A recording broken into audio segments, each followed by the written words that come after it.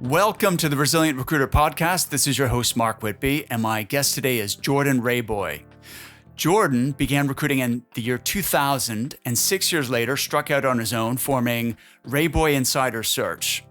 What's special or unusual about Jordan's situation is that since 2006, he's run his search firm while traveling in a tour bus RV with his wife, Jessica. Jordan joined the Pinnacle Society in 2009. He's been on their board of directors, and he's done numerous presentations at NAPS conferences, state associations, and he's participated in training videos. He's really been an inspiration to countless recruiters looking to raise their game and make their dreams a reality. I first heard about Jordan about 10 years ago. I heard about this guy who was a really big biller running a search firm from his RV while traveling all over the US and Canada. And he had managed to build an effective virtual team, and he was leveraging technology in ways that at the time were really groundbreaking.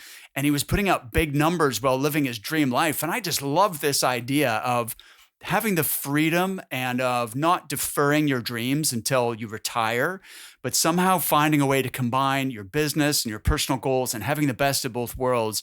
And I thought to myself, someday I want to meet this guy.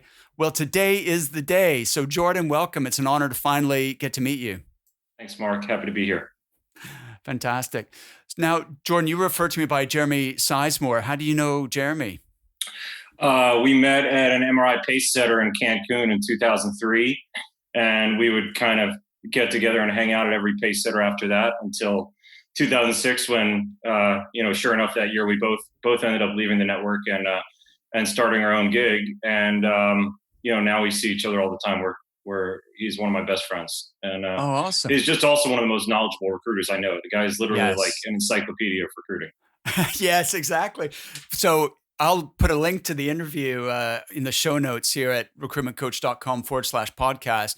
Jeremy's episode was probably one of the most educational. Like, he was just dropping value bombs left, right, and center and little scripts and little techniques the whole way. So it was really interesting. Now, Jordan, this interview almost didn't happen. Would you mind sharing why you were kind of having second thoughts about doing this? Yeah, good point, Mark. I've done plenty of interviews like this. I love giving back to our industry. A lot of people have helped me achieve what I've achieved, and so I love to kind of pay it forward. And I had some second thoughts on this one after initially agreeing to it, just because I've been struggling lately, and it's not I've been struggling in billing, like I'm pounding the phones and it's just not working. If anything, my market in IT sales and pre-sales engineers is actually doing fairly well.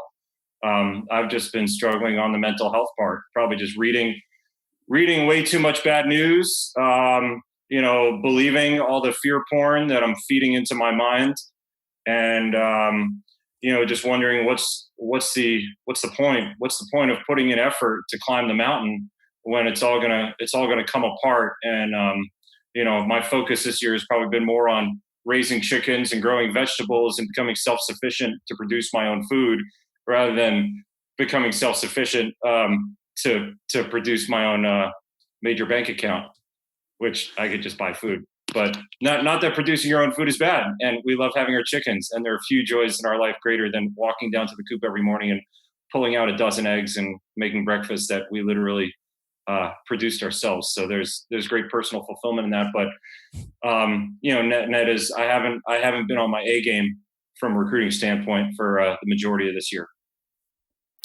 Well, listen, you're definitely not the only one. First of all, I'm really sorry to hear that you've been struggling, Jordan. I appreciate and respect your candor and your courage for coming on here and being open about your mental health, because this is such an important topic. I think many people are also struggling right now, especially with the added stress and anxiety of the pandemic and the financial worry due to the economy. So when someone like you, who others look up to as a role model, comes forward and talks about their challenges, I think that really makes it easier for others to admit that they're not okay and to get help if they need it. So what was the trigger for that? Do you think it is like, does it coincide with the kind of whole coronavirus thing and the all the drama surrounding that? Well, like I started the year off really well, and I was on for January and February, I was totally sober and loving it. Didn't drink anything, didn't put any kind of poison in my body. I was driving my bicycle 300 miles a week. Wow. I was on a news cleanse. I wasn't reading news at all. And I went away to Costa Rica the last week of February. And when I was down there, I just started reading the news every single day about this virus that was getting worse and worse. And as soon as I got home back to Florida, where I was at the time, I have another house down there. We're like, I got to get the hell out of here. And we spent a week packing up our house and driving across the country back to Oregon, where our other house is. And we've been kind of here sequestered in Oregon. We got 60 acres, so it's kind of nice having elbow room and having a farm and a mountain to hike on and all that. But I'm sorry, I'm off on a tangent at this point. No, that's all right. I was just wondering. What was your question? Yeah, my question was like whether there was a life event that precipitated this, or like, but yeah. So I think once I took the action that this is going to get real bad, we need to shift our focus from making money to producing food, because there's going to be food shortages. There is going to be social unrest. There's going to be chaos in the streets. We need to plan our defensive strategies. Like, that's where my mind kind of went off the cliff. And all of a sudden I went from riding my bike 50 to 80 miles a day to not riding my bike at all for 2 months, gaining 20 pounds, drinking and putting other poisons in my body constantly. And my health going downhill. And, when your physical health starts going downhill along with your mental health, you start feeling helpless and hopeless. And, of course, that eventually starts wearing on my relationship with my wife. And I stop being, the loving husband and father that I know I truly am, and forget about being an outstanding leader to my team and, trying to lead my clients, my business, to be a ray of light and a source of hope when I felt hopeless myself. Yeah. And so I think it was probably just getting addicted to the bad news and believing that there was this black cloud coming, and that I was I don't know that I was helpless against it, but I was going to prioritize preparing for the worst rather than making my reality better. Mm. Well, I was really focused on all the events coming outside of me instead of focusing on what's inside of me, which got a whole lot inside of me when I pull it out. Yeah, absolutely. I mean, I think there is plenty of bad news out there for sure. And if it's so easy to get sucked into it and caught up in that. And as you said, your mental health and your physical health are so linked, and it's sort of a vicious cycle that you can, I think anybody can get caught up in. Where are you in this process of working through this? It's a great question. I kind of feel like I'm turning a corner. Just in the past couple of days, I talked to my good buddy Monty Mertz, who, if you don't know Monty, he's out in Denver. He runs an awesome firm called High Country Search Group, and you should have Monty on your show. I'm happy to introduce you to him. But thank you. I was talking about some of these things, and he asked if I want to be part of their touchdown club. And I'm like, what's the touchdown club? He's like, you get a point every day for working out. It has to be a real workout, not like walking the dog around the street. And you get a point every day if you don't drink, don't smoke. And so the goal is to get 7 points a week. And obviously, if you work out every day or work out twice a day and don't drink, don't smoke, you can get 2 or 3 touchdowns a week. So, starting yesterday, after I talked to him, I got out on my bike, didn't drink anything yesterday, woke up at 5 a.m. this morning, got on my trainer bike inside, did a 30-minute spin, and I'm like, dude, I got 3 points on the board. And it's like, just that, I'm already feeling more empowered because I'm making different choices. I'm making better choices for me. And, getting healthier, fitter, stronger every day, being a more loving husband and father, being a more outstanding leader in my business, being sober and actually loving it. Instead of waiting till the clock strikes at the end of the day so I could start, have my first beer, I'm waiting for the clock to strike at the end of the day so I could get out on my bike before it gets dark out, or even if it gets dark out, bring a light. That's awesome, man. It's cold out. Just bundle up. I got clothes. I got cold weather clothes. So, even just the past couple of days, I feel like I've been coming out of it. And I woke up this morning, decided I'm going back on the news cleanse. And it's freaking hard because it's like I try to give myself these leniencies, like, oh, well, I could read cycling news and I could read ESPN.com, but you go on ESPN.com, it's like, this coach is positive with the virus and this team, got their game canceled because of the virus. And it's just, even on sports, it's like bad news. So I may even have to take my sports news out of the rotation. But, just waking up and, while I was on my trainer bike, I listened to an audiobook, for 30 minutes instead of, reading news, or I'm feeding my mind positive, growth oriented, information instead of, negative crap that just makes me think, see, it just reinforces your belief system that the world is going to shit and there's nothing I could do about it. So what's the fucking point?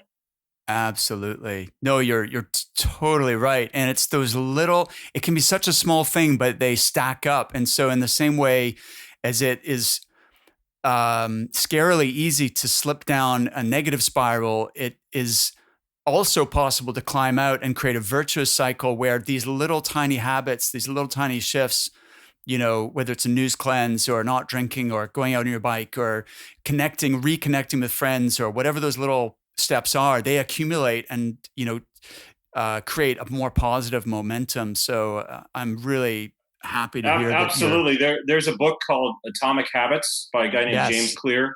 Unbelievable book. In fact, I was reading that book January and February when I was probably at the healthiest I've been, at least in my adult life, if not my entire life, when I didn't drink or smoke anything for the first probably 3 months of the year. And I was reading that book during lunch every day. And, those little habits, just like you don't realize in the moment that the negative habit, the negative stacking effect, it's a compounding effect. They compound. Consistency is compounding. It's like, flossing your teeth every day compounds. Not flossing your teeth every day compounds. Listening to audiobooks and feeding your mind good news every day compounds massively. And reading bad news and not standing guard at the gates of your mind definitely has a negative compounding effect when you do it constantly. And it's not like I would read bad news just when I would wake up. I would read bad news after hanging up every phone call. Oh, well, let me see if anything else bad happened in the world. It's like, see, bad shit is happening. That justifies my fears. It's just so disempowering. So, day one back on the news cleanse, and I'm feeling good about it. Awesome. Yeah, I love that book. I've read it 2 or 3 times. I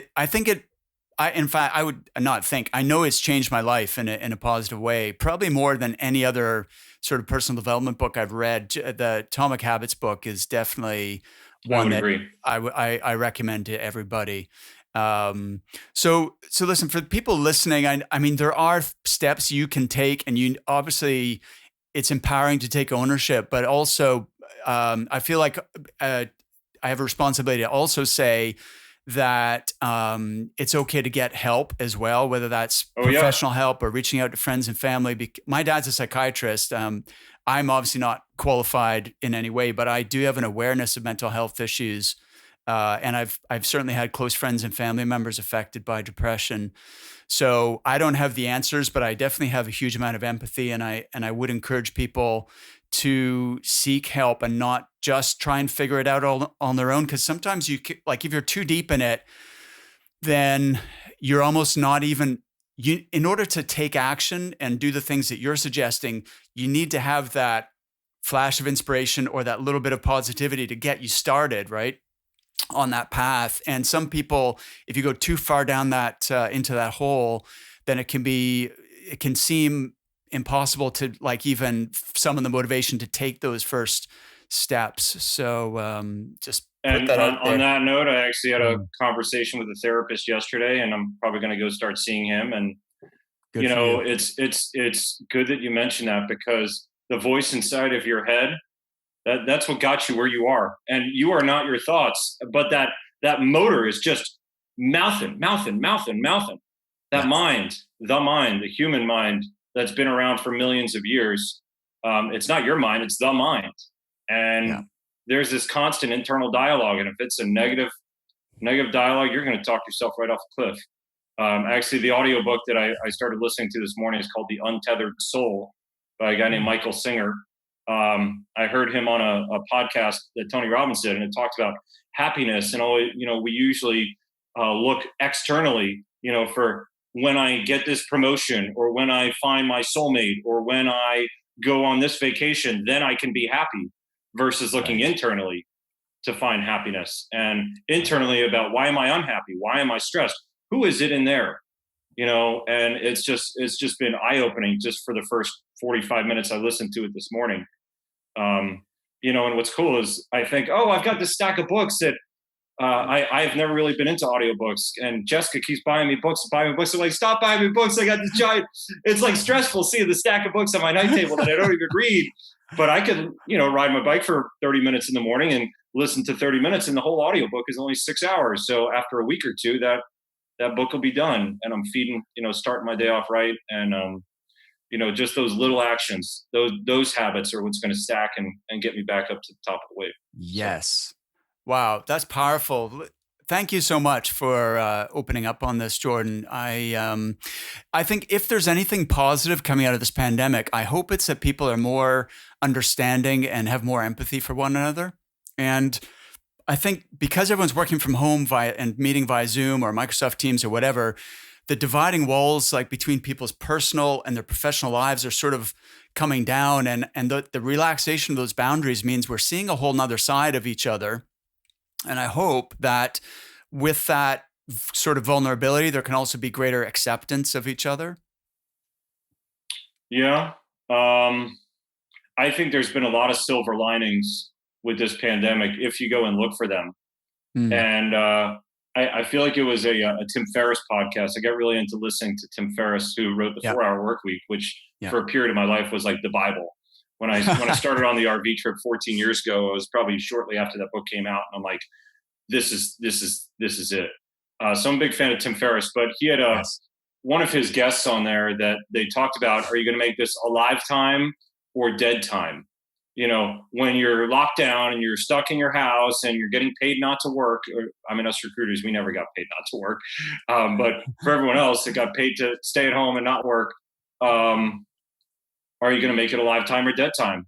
And it's just, how have you grown if you chose to grow during this pandemic? Like my younger sister, Morgan, I just visited her in South Florida. She has no less than literally 75 different varieties of fruits and vegetables planted in red Solo cups around her backyard. I'm like, I took a video to her while she was describing these plants.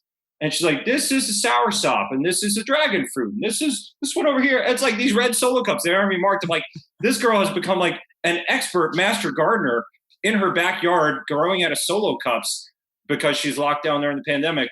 And it's like some people, like I was for a period of time, just sobbed. And I guess in a way, I learned about raising chickens and growing fruits and vegetables on this side. So not too dissimilar from my sister, probably because my dad was a Y2K planner, and he's been telling us for decades that the world was going to crash. And so it's kind of in our gene pool to prepare for the worst. But anyways, I digress.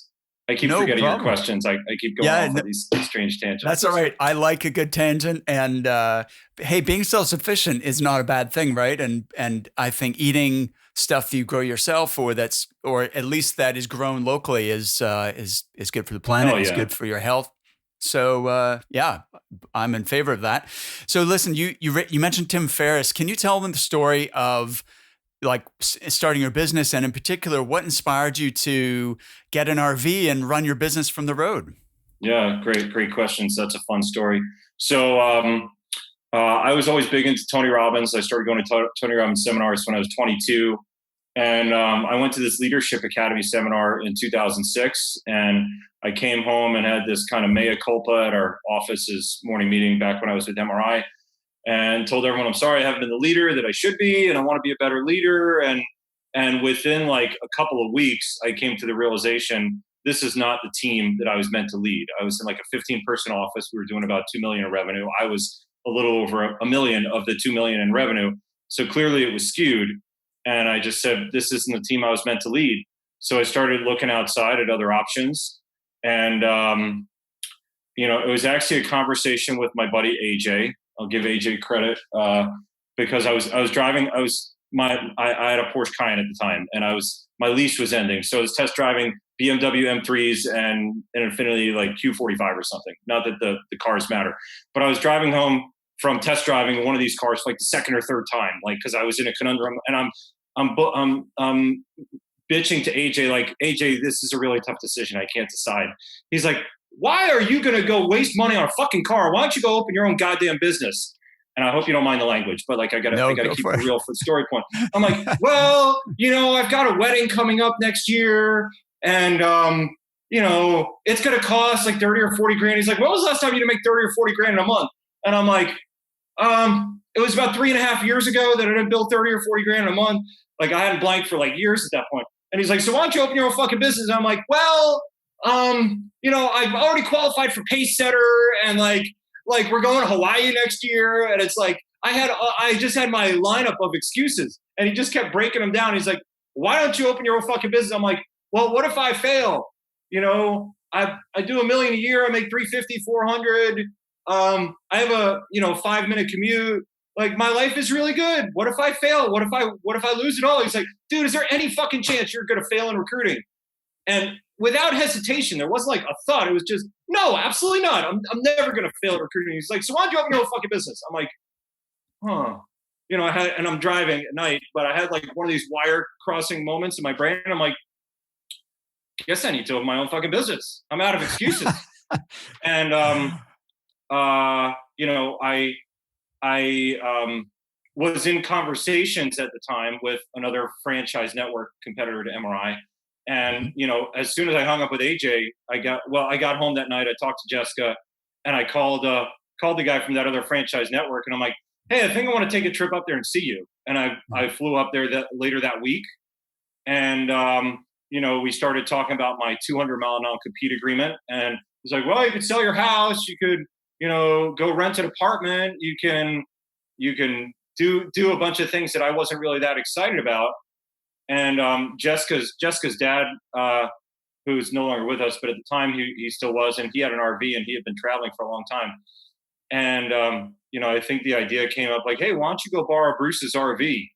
And I'm like, could that really work? Could we do this from an RV? Like this was 2006. Like they had just come out with Verizon wireless cards recently.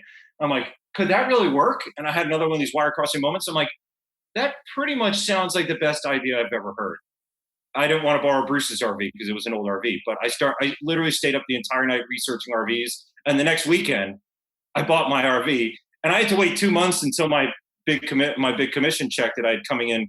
I had to wait for that because I was going to finance our adventure before I could resign and actually start the adventure. But that was around July 4th weekend that we made the decision, and I just took some massive action. And August 29th, I resigned, and we spent about 5 months just driving around full time in the RV. And then January of 2007, we opened up shop, and away we go. That's what we've been doing. Amazing. That's the most creative way of overcoming a restrictive covenant that I've ever heard of. That was it. It was literally the 200-mile, how to get around the 200-mile non-compete agreement that spawned the RV idea. And we just had so much fun. It was supposed to be a 1-year workaround for the non-compete. We sold our house in Florida and drove around full time for the next 4 years. And eventually, you accumulate stuff when you're on the road. We had too much stuff to fit into the RV. So I ended up buying this house in Oregon in 2010 just to be able to park some of our stuff. But I'm still happiest when I'm out in the RV, living the dream. It's amazing.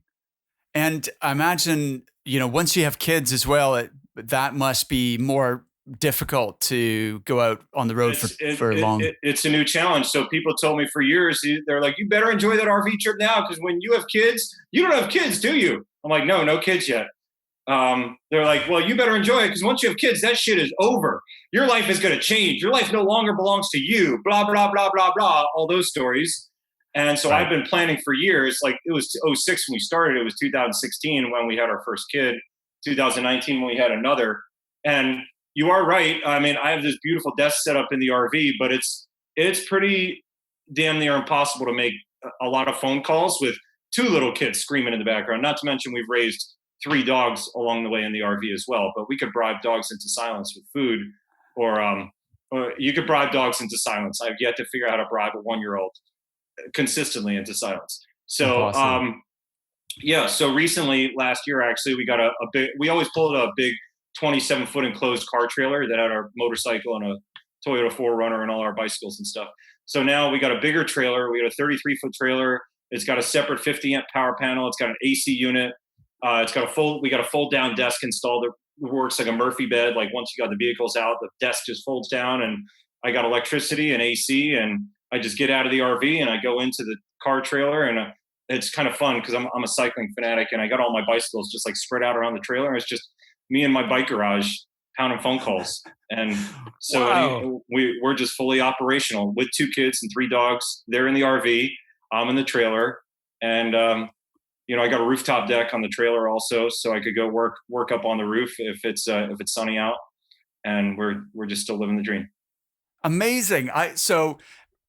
Rather than give in and say, okay, I guess, that part of her life's over and we're going to go back to being more conventional now, you found a workaround that allowed you to continue working, even though you've got maybe have chaos in the RV around you. You just take yourself off to the trailer. Yeah. No, Wow. there was no stopping it. And like this year, we came home to Oregon in March, and we were here from March to August, and literally didn't leave. Obviously was so concerned with all the cloud of bad shit. At least if you read all the news, it probably was pretty bad in a lot of places. We were kind of insulated from it here in our little bubble. But in August, we got back out in the RV and started traveling, and went to. Actually, it was when there were really bad fires here in Oregon. There was a massive fire about 10 miles from our house. So the smoke was Wow. so bad, it was like toxic. So we packed up. I'm like, I'm paying for this RV, whether it's to my driveway or whether I'm living in it. So we went to Colorado and Utah for a couple of weeks, and that was awesome. We came home for a little bit, and then we went down to Arizona for a couple of weeks, and went to Sedona, and worked out of a buddy's office in Scottsdale. A couple of my other Pinnacle friends that are in an office together, and so they wear masks, and it was a little different type of life, but it was great being in an office and seeing a bunch of my friends. And I'm a firm believer in the power of the peer group. And Yes. Pinnacle Society is probably the best peer group that I've found in our industry, at least from a personal production standpoint. And there's 4 or 5 Pinnacle friends of mine that are all kind of centered around Scottsdale. So it was good to go see them and remind me of the quality of life that I want to live. And it's kind of easy when you're all by yourself to lower your standards and allow Mm. yourself to say, hey, I'm comfortable. I have everything I need. Why do I need to be greedy? Why do I need more? I'm good right where I'm at. It's really easy to settle into that comfort zone, but then I go to Scottsdale, and my buddy Joe Rice, who's in Pinnacle, he's a hospitality recruiter, and he's been billing anywhere from 1.4 to 1.8 million a year, placing general managers at Ritz Carltons and hotels. So imagine what happened to his market. It literally Absolutely. died, went to zero. And he's been doing this for 10 years in hospitality. And instead of shriveling up like I did and focusing on growing food and raising chickens, he totally pivoted to senior living and got back on the phones in senior living in August, placing like executive directors of senior living homes. And he had $150,000 a month last month, Wow. in his 3rd month in a brand new market. And it's like just being Amazing. in the office with him and watching him pound MPC calls, not even really knowing the lingo of senior living, but just taking the actions every day, pounding MPC calls. Like, I feel like that also helped me turn the corner. And, so power the peer group. If you're struggling, surround yourself with other badasses who are living a higher quality of life. You want to get stronger, work out in the gym with someone stronger than you. Right. When I was getting faster and fitter on my bike, it's because I was going on group rides with people who were stronger and faster and fitter than me. And you run with a higher level peer group, it's going to force you to grow in that area of your life. So from that standpoint, I've actually been less focused on isolation and more focused on reconnecting with friends and colleagues that are badasses. Not I got to be careful because like I love my family dearly, but like if I talk to my dad, it's worse than reading bad news. It's his interpretation and analysis of the bad news and what Right. actions we need to take to prepare to counteract the bad news. So you got to be careful. You got to sometimes love your family, but choose your peers and choose who you actually surround yourself with. Yes, And having absolutely. more positive people in your life. Absolutely. You mentioned a couple of things. Joe Rice, by the way, is coming on the show. He's already confirmed. We're just trying to lock in a time that that works for him. Probably going to record sometime around Thanksgiving. And you mentioned a couple of things I want to pick up on. One was for the sake of clarity, MPC stands for Most Placeable Candidate. So, in case people aren't familiar with that terminology, I'm pretty sure that's an MRI term. Yeah, but it's candidate marketing. So also, and I'm a big believer in that as well.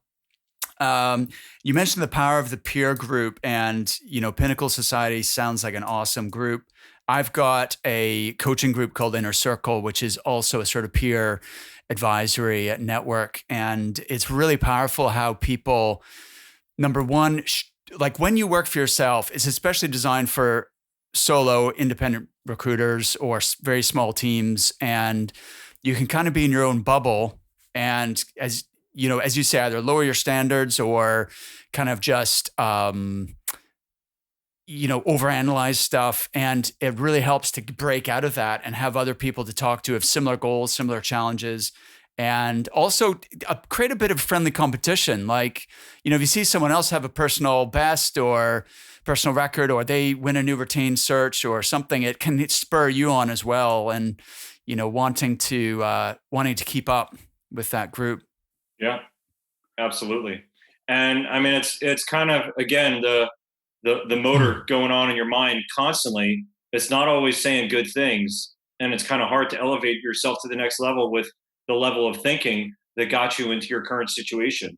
So absolutely helpful, whether it's having a coach or just having a peer group of people that are playing life at a high level in the area of life that you aspire to achieve more. Yes. Critical. I'm a big believer in the power of the peer group, and isolation has not been good for me. I think that's probably a big component of what got me into such a negative place this year, was being isolated and not going to Pinnacle meetings twice a year and seeing all my friends that are living this amazing quality. It's not just that they're successful and wealthy and they have things. It's that they have such beautiful hearts, and they're so loving and giving, and they're so sharing of everything that they know and everything that they have. And, I think that's something I was missing. So it was really valuable for me to go down to Arizona and spend some time with these guys. And actually, I mean, I know, at least from the news I had read a couple of days ago, I guess the pandemic is getting worse and worse again. So I'm having second thoughts on this. But, after going to Arizona last month and just having such a positive experience, we're like, hey, we got Pinnacle buddies all over the country. Jeremy being one of them, who works in an office in Houston. Kathy Stewart and Dan Martineau have an office in Greensboro, North Carolina. We've got a bunch of friends with offices in Ohio, throughout Ohio.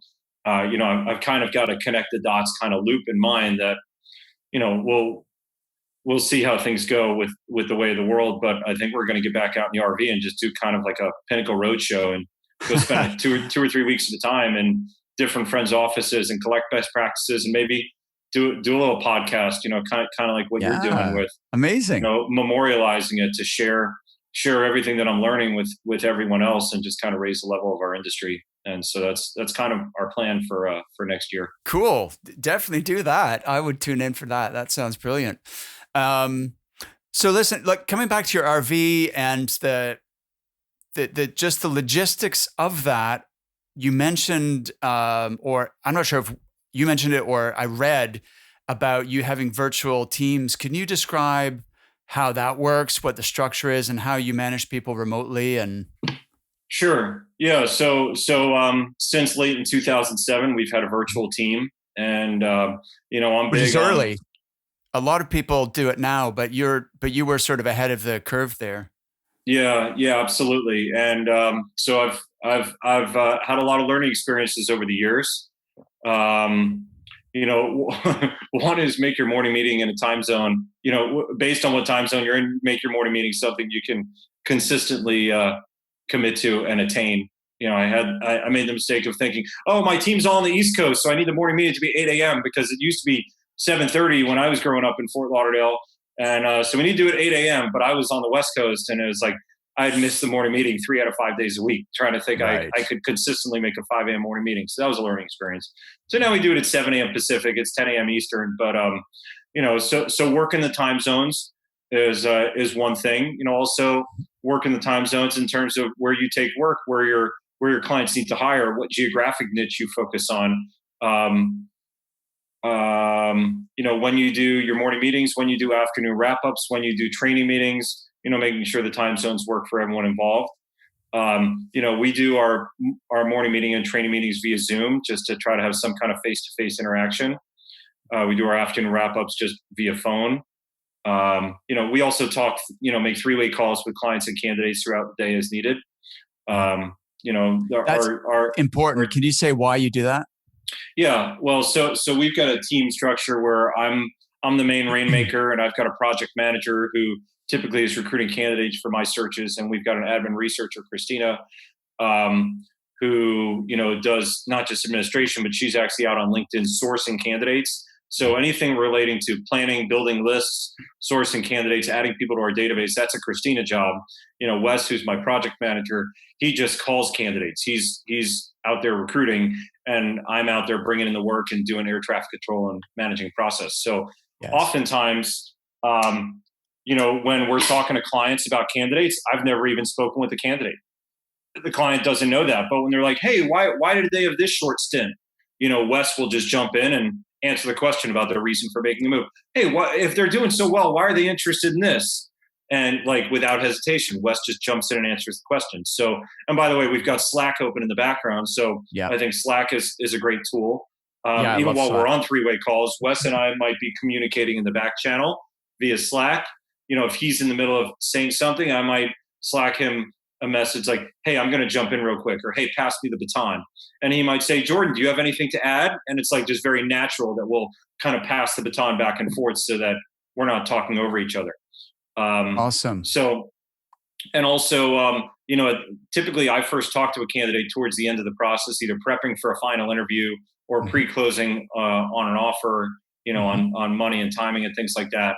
And so, Wes has mainly had the relationship with the candidate throughout the process, and he kind of introduces me as his partner and CEO right at the end game. And it's like the candidate has kind of a little bit different level of respect for me, and I'm going to come in and ask the exact same questions that Wes probably asked 2 or 3 weeks earlier, like, hey, why are you looking to make a change? And where are you really at compensation-wise? And what would you need to see in order to feel comfortable making a move? And I know some of these questions maybe you can't ask in different geographies that have different laws, but generally speaking, and I'm testing, A, I'm looking for red flags, B, I'm seeing if the candidate is being truthful to me, because we have notes on the candidate saying I was at a 125 base, 250 at plan. They don't have notes in their mind of what they told Wes 3 weeks ago. And when they tell us 140 base, 280 at plan, that tells me, all right, well, TAL, they all lie. Unfortunately, it keeps being proven true. Maybe it's just because I place salespeople, and maybe with salespeople being fudging the truth a little bit is more prevalent. But I find it's really useful later in the process for me to come in and kind of gut check what a candidate's been telling Wes throughout the process, and also sometimes so we're looking for different answers, but it's just the divide and conquer allows me to focus on higher dollar value activities. Just like if you're let's say you work 40 hours a week, 50 weeks a year, you work in 2,000 hours a year. If you want to bill $1 million a year, your time needs to be worth $500 an hour. Meaning, if it's not a $500 hour activity, you shouldn't be doing it. You should be outsourcing it and delegating it. Now, I love Christina dearly, but it's sending interview confirmations and meeting invites. It's not a $500 activity, so we put it on her plate. Is going on LinkedIn and adding candidates to your database. That's not even That's not a $500 activity. In fact, I would even say calling candidates to recruit them is not a $500 an hour activity. Doing business development, getting searches, getting client commitment, closing deals, overcoming concerns, things of that nature. Those are the high dollar value activities. That's what I focus on, and we outsource and delegate the rest. Amazing. Thank you for describing that in such detail. I think what you've underlined is the importance of, if you have a virtual team, communicate. You've got twice daily calls, you've got training calls, you've got Slack, you're doing three-way conversations with clients, with candidates.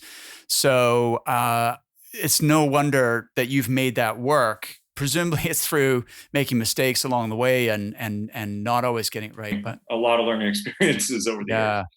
What would you say was can you highlight one or two of those, like things that you now do because you learned the hard way that it could backfire? Yeah, I mean, so I don't like being a policeman. I like traveling in an RV and living the dream. And for me to monitor if someone else is working or not, that's just a waste of my time, and it doesn't bring me happiness and joy and fulfillment. So the type of person who's gonna make fake phone calls and like call the movie phone line because it's gonna loop again and again in order to get 15 minutes added to their phone time. If someone's gonna do that in an office, they're just not gonna make any phone calls when they're working from home. So making sure that you have the right people that are self-motivated and proactive, is definitely one thing. I've gotten to the point, after 20 years of doing this, that I don't want to be a policeman, and I'm just not gonna spend my entire day inspecting what everyone else is doing. Now, another term that I got from Nick Turner is, people respect what you inspect, not what you expect. So to a certain extent, I am a big fan of the metrics and tracking your job orders and first-time interviews and candidate submittals. And if the results aren't there, then you need to back it up and look at the effort metrics, which are how many call attempts are you making? How many live conversations are you having? Things of that nature. And there's a way for people to fudge all that too. So, at the end of the day, if it's just a hash sheet, or it's clicking a button in PCR next to someone's name on a roll-up list, and that's how you count your call attempts. Someone could just go click, click, click, click, click. If they want to fake their effort, it's kind of hard to fake the activity though, since Christine is the one sending all the interview confirmations. So at the end of the day, the revenue results are a result of activity metrics, and the activity metrics are a result of the effort metrics. And someone can't self-manage themselves to put up the right amount of shots and put in the right amount of effort, then they're just not going to be successful. And the problem typically works itself out naturally. I agree 100%. And I think, so I've got a virtual assistant, Rachel. I've got a few people on my team, all work remotely, but Rachel was my first hire in this model a couple of years ago, and she's based in the Philippines, and I was a little nervous about doing that. And so I had this software that would record, monitor what people were doing on their computer and all that. And after 2 weeks, but the reality is I never checked it because I was like, I don't want to spend my time looking at what she's doing on her computer. And I thought, well, do I trust her? Well, yes, because if I don't trust her, we shouldn't be working together, right? And so I said, Rachel, just switch that thing off. We're not going to use that anymore. And she's been with me 2 years. She's a huge asset. And by the way, that goes right back into what I was saying about outsourcing and delegating. If whether you're $1 million biller, even if you're a $300,000 biller and you're solo, your time needs to be worth $150 an hour. So if you could pay a virtual assistant in the Philippines or India or wherever $8 an hour, $10 an hour, if you could pay a virtual research team $8 or $10 an hour to build you a list of candidates or client leads while you're sleeping, clearly your time is worth more than that. So outsource and delegate that. Get a virtual assistant. Outsource your research. If your time is worth more, then it would cost you to, if you got a big yard, pay someone to cut your yard. If you get personal joy and fulfillment out of cutting your own yard, cut your own yard. But, you outsource and delegate things like that. You should outsource and delegate things in your recruiting business. Absolutely. You're totally right. Something I want to ask you about, Jordan, because this is one of the issues that comes up again and again, even for really tenured veteran recruiters, is planning. And I think this is power planning is something that you have presented on in the past. And I find that a lot of people are resistant to it. Everyone knows that it's powerful and that they should do it, but there's this resistance. Could you say a little bit about what your process is and how you get yourself to do it? Yeah. So with planning, rule number one is plan during planning time. So if you don't have planning time on your schedule, you're going to violate rule number one, and you're going to plan all day long. You're going to plan in between calls. You're going to be trying to figure out when you hang up one call, who am I going to call next? What am I going to say to them? You're going to spend 3 to 5 minutes between calls. And let's say you make 60 calls a day, 3 minutes between calls, that's 180 minutes. That's 3 hours of your day. Poof. Just from figuring out who you're going to call and that 3 minutes between calls. Whereas if you spend 1 hour a day planning, so that you've got a really kick-ass plan, everyone you're going to call, you've got everyone on a call list. In fact, you probably got twice as many calls on your list as you could possibly make in a day, so that you're never going to run out of calls in 2:30 in the afternoon after getting voicemails all day. Oh, I'm out of calls. Who am I going to call next? That's a planning issue. But knowing everyone you're going to call and who you're going to call next, let's just say you cut your time between calls down to 1 minute instead of 3 minutes. You just gave yourself an extra 2 hours of phone time. If you average 2 hours of phone time a day, now you're averaging 4 hours of phone time a day. You just went from billing 200 to 400. Poof, just like that, just from planning. Planning will make the single biggest difference in your production immediately. Like, oh, we're going to do this new SEO strategy, and we're going to do omnipresence on social media and all these things that you hope to start seeing results over time. You have a kick-ass plan today. You're going to increase your phone time tomorrow. You're going to talk to more people. You're going to get more activity. Like, you see the results instantly from getting better at planning. So rule number one, plan during planning time, which means you got a planning time on your schedule. That could be 7 a.m. It could be 4:30 in the afternoon. It could be 8 o'clock at night, whatever works for your lifestyle and your schedule, your family life, fit it in. Sometimes when, if it's I start my day at 5 in the morning. I have a morning meeting early. I'm kind of done working by 4 p.m. Pacific time, and I've got a 9 or 10 hour day in. I like to go ride my bike while it's still daylight out, and I'll come home and I'll do my planning at 8 or 8:30 or 9 o'clock at night. So it doesn't have to be during traditional business hours, but you need to have a time on your schedule every day to do your planning. So my personal checklist is probably, knowing everyone you're going to call and exactly what you're going to say to them. So I like to have a rule of thumb, have twice as many calls on your plan as you average. If you average 50 calls a day, have 100 on your plan. So that if you have a voicemail day from hell, you don't, and you make 80 calls and 77 of them are voicemails, you're not running out of calls because you're well planned. You got a script of knowing exactly what you're going to say to them. You got a script for your MPC that you're going to present if you're marketing a candidate out there. You might have a script for biz dev. You might have a script for recruiting. I like to have at least 2 recruiting projects planned. So, let's say you open one up in the morning and you make 30 calls and you get 3 to 5 candidates qualified and interested. And it's like, man, this is awesome. Do you keep making calls on that the rest of the day? Or if you're well planned, you have a second project, close that first list down, open your next one up, pull up your script, boom, you're right into the next project. So I like to have 2 recruiting projects planned at a minimum, have an MPC planned, who you're going to take to market. I do a couple different functions, sales and pre-sales engineers. So I always try to have a sales rep, a sales leader, a pre-sales engineer, and a pre-sales engineering leader. So no matter what level of decision maker I'm talking to, I have a candidate that's going to be relevant to them. And I've got a different script for each of those candidates. Other things to do during planning time is, all of your industry research. I think especially if you're a specialist, if you want to be a market master, you need to stay up to date on what's going on in your industry. So you need to do industry research, but you should not be reading about what's going on in your industry at 11 in the morning. Maybe unless that's not your prime time, or unless you're on a little break, maybe you do, because it's probably healthier than reading bad news like I've done in the past. But in general, you should do your industry research during planning time. And if you're planning at the end of the day, then, or maybe you do your industry research specifically first thing in the morning before you start your day. So you've got some value that you could add on your various conversations. But in general, I like to do my industry research during planning time.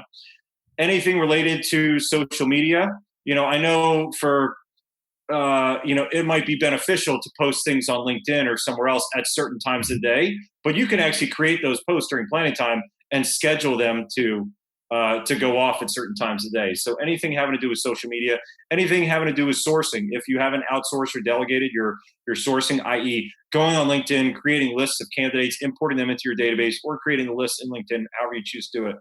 If you have LinkedIn Recruiter, for example, doing that during planning time. You shouldn't be going on LinkedIn and adding candidates to your database at 9:30 in the morning. That's prime time. You should be making phone calls.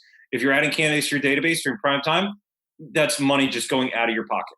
It's just exiting. Money's either going in your pocket every minute of the day, or it's going out of your pocket every minute of the day. So be aware of your time and how you're spending it.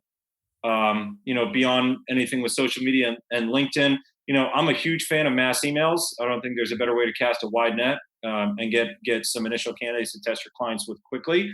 But the problem is, at least if you send your own mass emails, you might send a mass email to 500 people and you get 30 responses. That's awesome. But these 30 responses are dinging into your inbox all day long. It's like ding, ding, ding. And everyone that comes in, you're like, ooh, dopamine hit. Let me see who this is. Oh, it's just someone telling me they're not interested. Okay, that's a distraction. That minute or two or three, again, think of those stacking up throughout the day, costing you money, pulling money out of your pocket all day long. So at least if you have a folder in your email or your Outlook or wherever, call it mass email responses, at least as you go through your email, just move all the email responses to that folder and go through them all in a very focused manner at the end of the day during planning time. And then, call them all in a very focused manner first thing the next morning. And instead of calling all 30 as they come in, and maybe some of them are good and some of them aren't, you're going to prioritize the 10 that are the best fit. You're going to call those 10 first, and you might have 3 to 5 that are qualified and interested, and your search is basically done. And the other 20 that aren't a good fit, you could send a follow-up mass email saying, hey, sorry, our client has other candidates that are a closer fit to what they're looking for. We'll keep you in mind for opportunities in the future. And you never even have to waste time calling those people. So again, just doing everything power planning is just doing planning in a very focused manner, not switch tasking back and forth between making phone calls, checking emails, going on LinkedIn, reading an article. All of these every time you switch tasks, there's time cost. And Yes. Versus doing planning in a very focused manner, doing your email all at once, making your phone calls all at once, doing your LinkedIn sourcing all at once. And it's just doing it all in a very focused manner. So I think that's probably there's other things that you could lump into planning, like, and if you don't have your own administrative assistant, putting together client fee agreements, sending out interview confirmations with meeting invites, any of the, putting together invoices, following up on accounts receivable, everything like that. You could do all your administrative tasks, lumped all together during planning time. So that's amazing. Kind of So I love everything you just said. The challenge I've got is human nature being what it is like, how do you get yourself to stick to it? Because people, even if you have a plan, you've planned your planning time and it's locked into your calendar as an appointment. If people don't like doing it, then they just, they blow it off. What suggestion do you have for someone who finds, and they know that they should be doing it and they feel bad, they beat themselves up, but they just find that they're continuously winging it instead of being well planned? That's a good question. I've never really thought of it from that aspect. Going back to Atomic Habits, somewhere in that book, it talks about when you see success, it reinforces the habit. So if you do it once and the next day you have the joy of just plowing through your plan, and if you monitor your phone time, even if you have an iPhone, you can reset your call timer on your iPhone every day. And one day you get 2 hours, and the next day after you're well planned, you get 3 hours or 3.5. And it's like, whoa, it's common sense. If you're talking to more people, connecting with more people in your marketplace, you're going to make more stuff happen. You're going to get more activity. You're going to eventually build more. Right. So right. I like it. So what you're saying I think if you start seeing that success, just reset your call timer one day and monitor your phone time, and then do it, focus on force yourself to plan, take the medicine. You don't want to take medicine, but you want the results of more money in your bank account. So right. have one plan, and then force yourself to execute on your plan and see the results, and that success will reinforce the habit. I think he also talked about in Atomic Habits, fit something in, like if you got a routine, let's say you've got your morning routine, you wake up, you brush your teeth, you weigh yourself on the scale, and then you do something you like, you make your morning coffee. But then there's something you don't want to do, but you kind of squeeze it in the middle of your routine, and it kind of forces you to do it because you need to do that in order to, before you're like, I tell Jessica, my wife, so she has an issue with like drinking water. Like she's in my opinion, she's chronically dehydrated. I'm like, you're not allowed to have coffee in the morning until you drink a full glass of water. So it's like forces her to drink a glass of water in order to get the thing that she wants, which is the coffee. Right. So, I would say maybe try that. Hey, before I'm allowed to get out on my bike, because what I really want is go ride my bike. Do I really want to do planning? No. But I force it into the routine and it becomes a habit, and you condition it as a habit. So those are two different strategies. Love it. That's brilliant. That's brilliant, Jordan. Well, listen, there's loads more we could talk about. Let's say to be continued, and I hope we get the chance to do this again someday. And thanks again for showing up and putting yourself out there and helping other people, even though you didn't really feel like it. I appreciate you, man. And I've enjoyed this, Mark, and I look forward to doing it again. Stay safe and have a great day. Thanks, Jordan. Have a kick-ass day as well. Same to everyone out there. Take care now.